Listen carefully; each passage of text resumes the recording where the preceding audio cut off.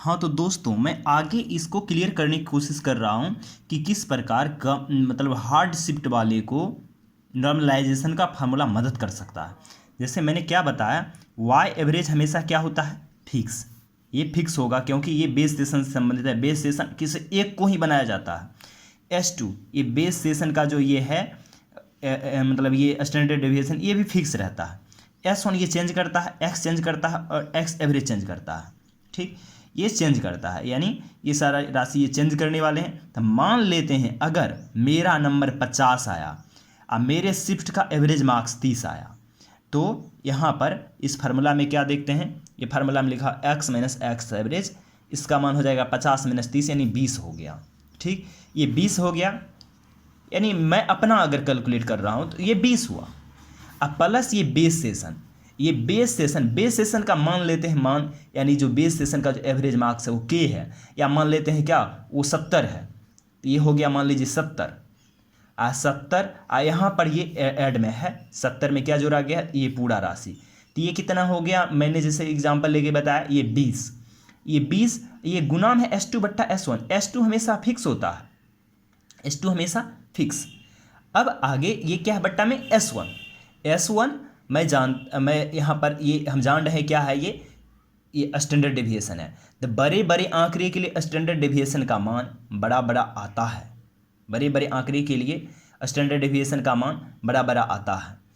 अगर नहीं भी आता, अगर मान लेते हैं कि थोड़ा सा अंतर अगर आता है स्टैंडर्ड डेविएशन का, मेरा अगर मान लीजिए हार्ड एग्जाम गया है, किसी का इजी एग्जाम गया है, तो थोड़ा बहुत अंतर होता है किस चीज़ का, ये स्टैंडर्ड डेविएशन में। स्टैंडर्ड डेविएशन का यहाँ पर फार्मूला दिया गया है, स्टैंडर्ड डेविएशन का ये फार्मूला है। ये फार्मूला में ये दिया हुआ है, तो ये एक्स आई दिया हुआ है माइनस एक्स बार, ये है मतलब ये है मीन है, औसत है, और ये है एक्स है सेट ऑफ डाटा, जो डाटा दिया गया है उसका। तो मान लीजिए पहला आई मतलब 1 से लेके n तक n डाटा दिया गया है, तो पहला डाटा, दूसरा डाटा, तीसरा डाटा, उसमें से अंतर डिफरेंस घटाते जाएंगे, एवरेज मार्क्स में से घटाते जाएंगे, और उसके बाद ये जो निकलेगा इसमें ना बहुत ज़्यादा का अंतर, बहुत कम का अंतर होगा। ये मान लीजिए एवरेज मार्क्स यानी किसी भी शिफ्ट का, यानी क्या होगा एवरेज मार्क्स और किस चीज़ में, तो एवरेज मार्क्स और, मैं यहाँ पर ध्यान दिलाना चाहता हूँ आप लोग, एवरेज मार्क्स और ये एवरेज मार्क्स यानी औसत, और ये जो सभी डाटा हैं उन दोनों का अंतर निकालता है और उसका स्क्वायर करता है। ठीक, अब बट्टा में भाग दे देता है किस चीज़ से, तो डाटा की संख्या से। तो ये जो अंतर होगा ये बहुत ज़्यादा नहीं होगा हमेशा। अगर मान लेते हैं कि अगर कोई कह रहा है कि किसी का आसान एग्ज़ाम हुआ, तो आसान एग्ज़ाम में जो नंबर आया, ठीक, जो सब नंबर आया सारे नंबर्स घटाओ, यानी अलग अलग नंबर से यहाँ घटाते जाएंगे, पहला डाटा रखेंगे, दूसरा डाटा रखेंगे, घटा औसत। तो यहाँ जो अंतर आएगा वो बहुत ज़्यादा वेरी नहीं करेगा किससे, अगर मान लीजिए किसी का बहुत कम आया है तो कम है, तो उसका एवरेज भी कम होगा, तो कम माइनस कम वो एक ही तरह का चीज़ होगा। और ज़्यादा माइनस ज़्यादा, यानी ये कम ज़्यादा मार्क्स है तो उसका एवरेज भी ज़्यादा होगा, तो ज़्यादा माइनस ज़्यादा, फिर वही बात, यानी मान ज़्यादा माइनस ज़्यादा, उसका अंतर जो होगा कम ही हो जाएगा, फिर उसका स्क्वायर करेगा, फिर डाटा से भाग देगा। तो स्टैंडर्ड डेविएशन का मान बहुत कम होता है, यानी बड़ा भी डाटा लेंगे तब भी उसका स्टैंडर्ड डेविएशन का मान बहुत ज़्यादा नहीं होता है, और कम वाला का भी स्टैंडर्ड डेविएशन ज़्यादा नहीं होता है। अब मैं ये कहना चाहता हूँ, अगर ज़्यादा वाला का अगर स्टैंडर्ड डेविएशन अगर ज़्यादा आ रहा है, या अगर मेरा ये माना है स्टैंडर्ड डेविएशन में बहुत ज़्यादा का अंतर नहीं आएगा, ये मैथ में ये होता है, स्टैंडर्ड डेविएशन में बहुत ज़्यादा का अंतर नहीं होता है, चाहे बड़ा डाटा लीजिए चाहे छोटा डाटा लीजिए। अगर लगभग अगर पूरा अगर देश की अगर बात किया जाए यानी एजुकेशन में, तो ये बहुत ज़्यादा का अंतर नहीं देता है स्टैंडर्ड डेविएशन, लेकिन ये न्याय करने में बहुत मदद करता है सबके साथ। तो यहाँ पर स्टैंडर्ड डेविएशन की मैं यहाँ बात कर रहा हूँ S2 बट्टा S1, तो ये है क्या, तो स्टैंडर्ड डेविएशन ये तो फिक्स हो गया। आइए मान लीजिए सब शिफ्ट के साथ ये चेंज करिएगा, ये S1 है तो ये कैंडिडेट सेशन, यानी प्रत्येक कैंडिडेट सेशन का ये अलग अलग होगा।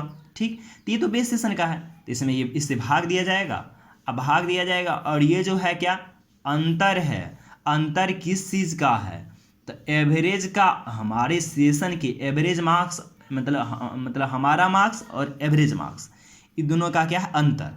तो यानी बड़ा अगर मान लेते हैं कहीं बड़ा सा यानी आसान सा एग्जाम गया है तो वहाँ पर क्या होगा, ये मान ज़्यादा होगा तो ये भी ज़्यादा होगा। तो ये दोनों का जो अंतर होगा, यानी मान लेते हैं अगर किसी शिफ्ट का जो क्या गया, किसी शिफ्ट का ना जो किसी लड़के का किसी स्टूडेंट का जो नंबर आया है वो 100 आ गया, ठीक। तो अगर एवरेज मार्क्स अगर वो 40 है तो अंतर आया कितना, 60। तो ये अंतर यहाँ 60 होगा।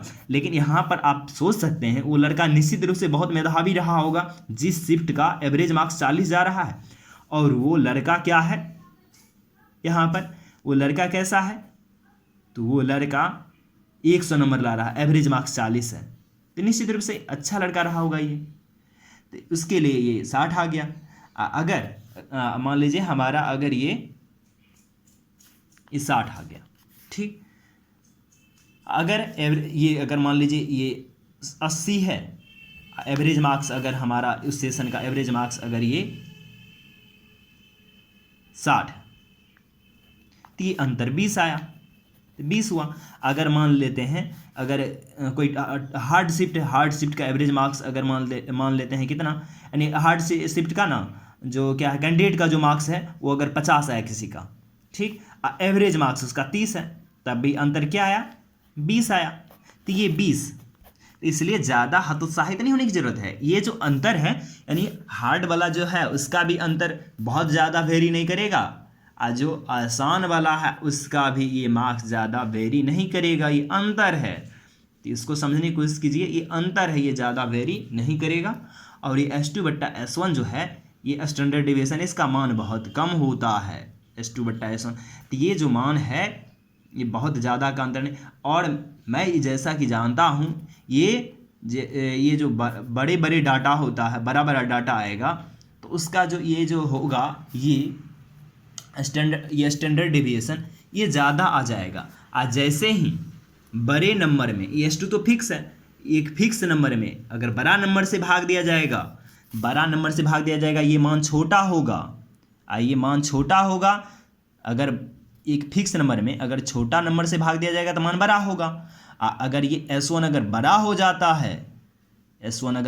जाता है तो ये भाग छोटा हो जाएगा, एक छोटा नंबर से इसमें गुना किया जाएगा।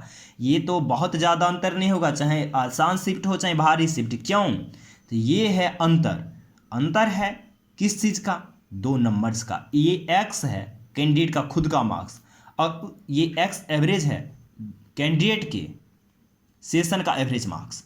यानी अगर आसान एग्जाम गया है तो ये मान बड़ा होगा तो ये मान भी बड़ा होगा, अगर भारी एग्जाम गया है तो ये अगर मान छोटा होगा तो ये मान भी छोटा होगा। अब भारी एग्जाम गया है तो ये मान भी छोटा होगा।